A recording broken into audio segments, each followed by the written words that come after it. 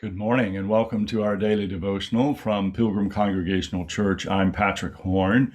Very glad to have you along with us on this Monday, February 14th. Happy Valentine's Day. And this week we're going to be looking at another passage from the Gospel of Luke. Our passage this week is Luke's account of Jesus calming the storm. So this is Luke chapter 8, verses 22 through 25. And as I usually do on Mondays, I'll read the whole passage. It's a short passage, so we'll be able to take quite an in-depth look this week at this passage, and I'll give a general overview and general comments about the passage, and then close us with a word of prayer. So this is Luke chapter 8, verses 22 through 25. One day he got into a boat with his disciples, and he said to them, "Let us go across to the other side of the lake." So they put out, and while they were sailing, he fell asleep. A windstorm swept down on the lake, and the boat was filling with water, and they were in danger. They went to him and woke him up, shouting, "Master, Master, we are perishing." And he woke up and rebuked the wind and the raging waves. They ceased, and there was a calm. He said to them, "Where is your faith?" They were afraid and amazed, and said to one another, "Who then is this that he commands even the winds and the water, and they obey him?" So, an extraordinary story, which does indeed demonstrate Jesus' power even over the wind and the waves.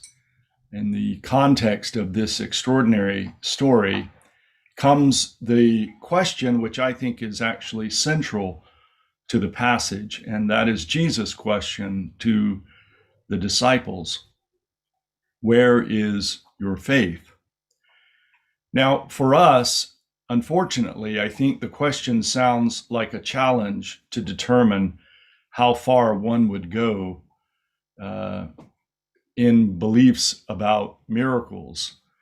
That is, would you believe that a person could stop a storm with just a word of rebuke? Would you believe that a person who had lost the use of their legs would get up and walk? Would you believe that missing limbs could be replaced? Would you believe that a universe with all of these occurrences might come to life? So I think this is where our minds go, first of all, that is, to wonder how far we might go in believing a miracle, or that a miracle has occurred. But I think that would take us off the right course. I think that would take us astray from what the passage is about. And it seems to me that the passage is first and foremost about faith, not about how far you would go in your faith, but more about meeting life, whatever comes your way, with faith. So it seems to me that the point here that Jesus maybe is that note of frustration that you hear when he says, "Where is your faith?" is not so much about a miracle could occur, but more about their panicking and being afraid in the face of death. And Jesus saying, "Where is your faith?"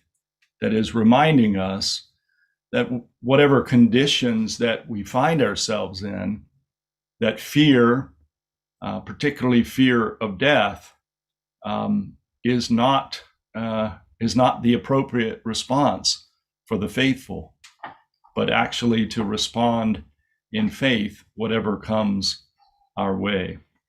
Let's close with this word of prayer from the temple, a book of prayer. by W.E. Orchard.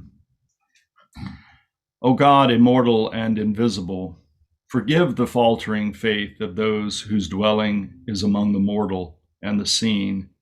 We have no sight for unseen things, and we may have missed thee at every turn.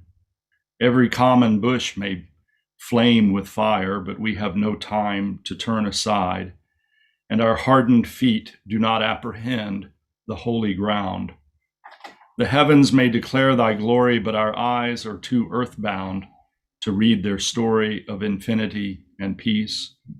Day into day may utter speech, but our ears are deaf with inward strife, and we hearken not nor understand. We have brooded long on the pain and anguish of the world, but we can read no redemption in the cross to which humanity is nailed. We have looked into the faces of our fellows, but discern no divine impression there. We have found little to love in the brothers and sisters whom we have seen. How can we hope to love the God whom we have not seen? And now the awful fear has crept upon us that we are blind. O Lord, that we might receive our sight. Amen. Thank you for joining me this morning from Pilgrim Congregational Church. I'm Patrick Horn, and I hope that you have a very good day. Goodbye.